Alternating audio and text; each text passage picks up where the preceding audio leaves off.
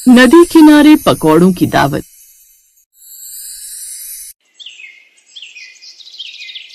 किसी नदी के किनारे एक बुजुर्ग आदमी पकौड़ा बेचा करता था। लोग उन्हें प्यार से नन्हे काका कहकर बुलाया करते थे।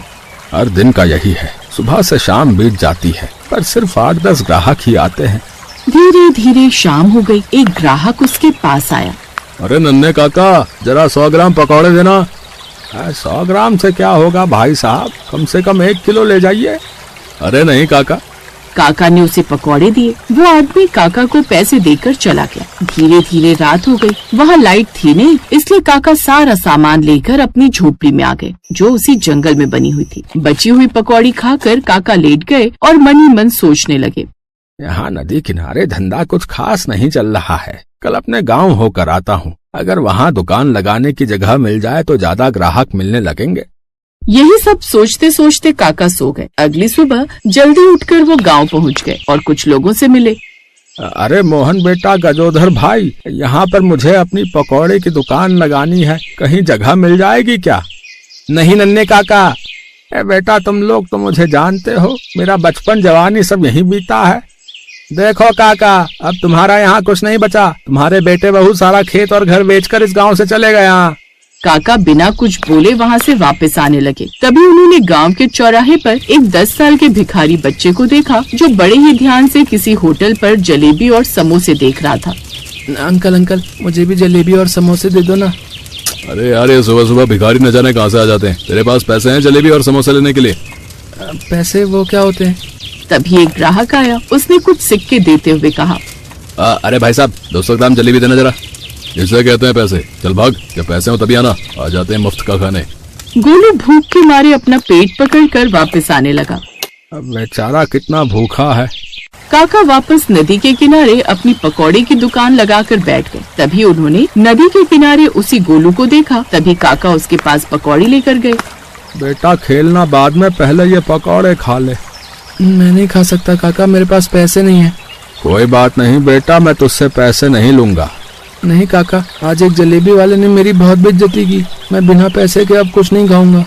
इतना बोलकर गोलू ने ढेर सारी मिट्टी उठाई और वहाँ से चला गया। लगता है इस बच्चे पर उस दुकान वाले की बातों का गहरा असर हुआ है। वहीं दूसरी तरफ गोलू अपने बाकी अनाथ दोस्तों के पास पहुँच गया। गोलू, ये मिट्टी लेकर क्यों आया है तू? तू तो हम सबके लिए खाना लेने गया था ना। लगता है भैया को खाना नहीं मिला, इसलिए मिट्टी ले आए। कोई बात नहीं भैया, हम मिट्टी खा लेंगे।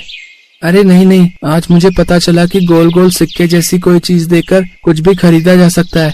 उनके पास लोहे के सिक्के थे, पर हम मिट्टी के सिक्के बना लेंगे। क्या बात है भाई, अब तो हम कभी भूखे नहीं रहेंगे। चलो ढेर सारे सिक्के बनाकर धूप में सुखा लेते हैं। तो इस तरह उन बच्चों ने ढेर सारे मिट्टी के सिक्के बना लिए। उसके बाद गोलू उन सभी बच्चों को लेकर नन्हे काका के पास गया। काका ये लो पैसे और हम सबको पकौड़े खिला दो, हम मुफ्त में कुछ नहीं लेंगे अब। पहले तो काका मिट्टी के सिक्के देखकर हैरान हुए, फिर उन बच्चों की मासूमियत देखकर उन्हें रोना आ गया। खैर उन्होंने सारे सिक्के लिए और अपनी पोटली में संभाल कर रख लिए। उसके बाद सबको ढेर सारे पकौड़े दे दिए। पकौड़े पाकर बच्चे बहुत खुश हुए। सारे बच्चे उन पकौड़ों पर टूट पड़े, क्योंकि वो सब कई दिनों के भूखे थे। पहले मैं भगवान से नाराज था, पर इन बच्चों को देखकर मेरा सारा दुख, सारी शिकायतें गायब हो गईं। खैर सारे बच्चे पकौड़े खाकर वहाँ से चले गए। अब वो लोग हर रोज मिट्टी के सिक्के बनाकर लाते थे और काका उन सब बच्चों को पकौड़े खिलाया करते थे। फिर एक रोज, भाइयों, हम सबके कपड़े फटे हैं, हमारे पास चप्पल भी नहीं है। अब तो हमारे पास पैसे भी हैं, चलो कपड़े और जूते लेकर आते हैं। तो उन बच्चों ने इस बार ढेर सारे वही मिट्टी के सिक्के लिए और किसी कपड़े की दुकान पर पहुँच गए। वहाँ पर बहुत सारे ग्राहक पहले से ही कपड़े खरीद रहे थे। कहाँ घुसे चले आ रहे हैं? जाओ, अभी कुछ नहीं मिलेगा। दुकान खुली नहीं कि भीख मांगने आ गए? चलो। अंकल, हम लोग भीख मांगने नहीं आए, हम तो अपने लिए कपड़े और जूते लेने आए। अच्छा, तो कपड़े और जूते फ्री में नहीं मिलते? पैसे हैं तुम लोगों के पास? हैं? हाँ, हमारे पास बहुत पैसे हैं। इतने में गोलू और बाकी बच्चों ने सारे मिट्टी के सिक्के निकाल कर उसकी टेबल पर रख दिए। देख रहे हो आप लोग? चलो भागो यहाँ से, कुछ नहीं मिलता। चलो। कैसी बातें कर रहे हो अंकल? इन्हीं पैसों से तो हम रोज ढेर सारे पकौड़े खाते हैं। जाते हो या डंडा उठाने चले हैं? सारे बच्चे डर कर वहाँ से भागे और सीधा नन्हे काका के पास पहुंचकर उन्हें सारी बात बता दी। काका, मैं कैसे भी रह लूंगा, पर मेरे भाइयों के पास तो कपड़े और जूते होने चाहिए, पर उसने हमें भगा दिया। बच्चों, तुम्हारे ये पैसे अनमोल हैं। तुम लोग ये सारे सिक्के मुझे दे दो, कल मैं तुम लोगों के लिए जूते और चप्पल ले आऊंगा। बच्चे सारे मिट्टी के सिक्के देकर वहाँ से चले गए। काका ने फिर से वो सिक्के अपनी पोटली में बांध कर रख दिए। इन बच्चों के चेहरे से मासूमियत और मुस्कुराहट मैं छीनने नहीं दूंगा। अगले दिन काका अपने पैसों से उन बच्चों के लिए कपड़े और जूते लेकर आए। नए कपड़े और जूते पाकर बच्चे बहुत खुश हुए। ये हमें नए कपड़े मिल गए, हम भी अब नए जूते और कपड़े पहनेंगे। ये काका, उस आदमी ने आपसे पैसे ले लिए? हाँ बेटा, वो लोग बच्चों को सामान नहीं बेचते। आज के बाद कोई भी सामान मंगाना हो तो पैसे मुझे दे देना, मैं ला दिया करूँगा। काका, आप तो बहुत अच्छे हो। फिर एक रोज सारे बच्चे किसी स्कूल के पास पहुंच गए। अंदर मास्टर जी पढ़ा रहे थे। इधर गोलू और बाकी बच्चे खिड़की से झांक रहे थे। तभी मास्टर ने उन्हें देख लिया। वो सबको घसीटकर क्लासरूम में ले आए। खिड़की से क्यों झांक रहे थे? ये सब बच्चे फीस देते हैं, तब इन्हें पढ़ने का मौका मिलता है। पैसा लगता है पैसा। मास्टर जी, पैसे तो हमारे पास हैं, ये लीजिए, अब हमारा भी नाम लिख लीजिए।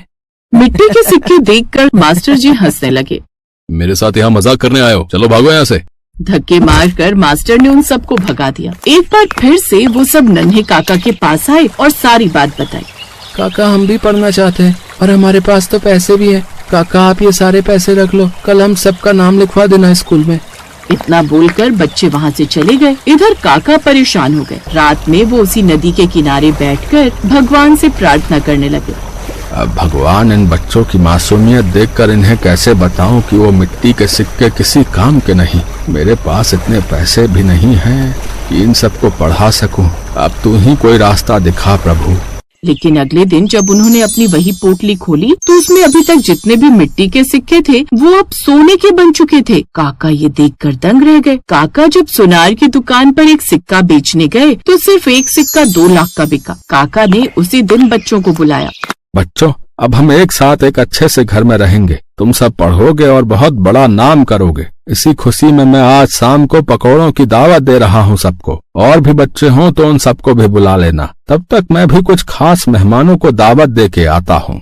तो इस तरह शाम को नदी किनारे पकौड़े की दावत में वही मास्टर जी आए जिन्होंने उन बच्चों का मजाक उड़ाया था। वो कपड़े वाला दुकानदार और होटल वाला भी आया जिसने गोलू को दुत्कार कर भगाया था। दावत से पहले काका ने उन सबको अपने उन गरीब अनाथ बच्चों के साथ अभी तक घटी सारी कहानी सुना दी। कहानी सुनकर सबकी आंखों में आंसू आ गए।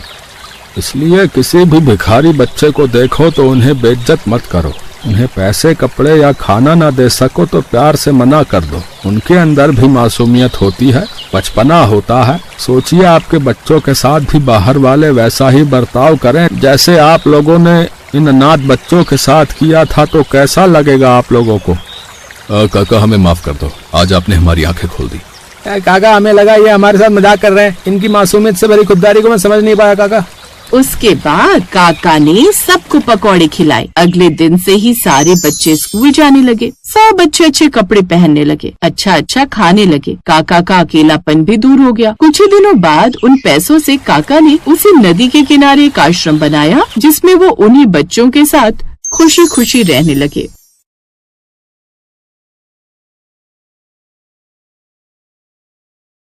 सूरजपुर नाम के गांव में भारत सिंह और उसका परिवार रहता था।